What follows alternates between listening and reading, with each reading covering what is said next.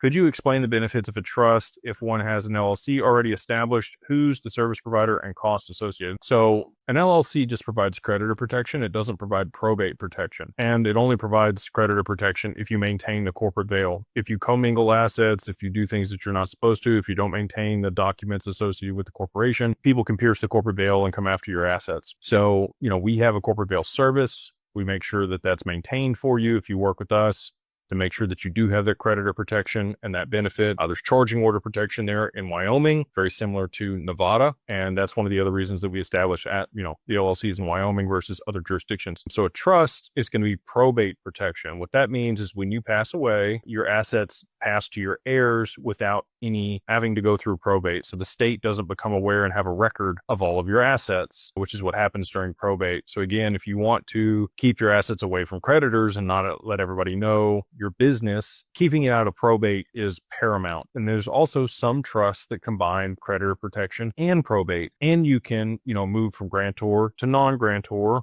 or vice versa, depending on if you gift the assets out of your taxable estate. So trust provides three different things: probate protection, creditor protection, and then also, tax protection, or being able to move it out of your taxable estate, depending on the type of trust and depending on if you want to go ahead and complete that gift. The creditor protection often takes a couple years to season in for a trust. You cannot be in the middle of litigation or divorce or have creditors pursuing you or owe taxes. If you do want to set up an asset protection trust, you're going to have all those things out of the way and not need it. Problem is, most people want to set this stuff up when they need it. They're trying to remove assets or hide assets. Can't do it then. You got to do it before then. It's kind of like insurance or life insurance or health insurance. You want to have that stuff in place before you get sick or before you're in a position where you're going to need it. It's hard to think about that stuff when it's not paramount on the front of your mind. But if you can be proactive and set these things up, you're going to be in a much better position over the long term. So hopefully that provides you a little bit better clarity on what a trust is and the protections it provides and why you may want one.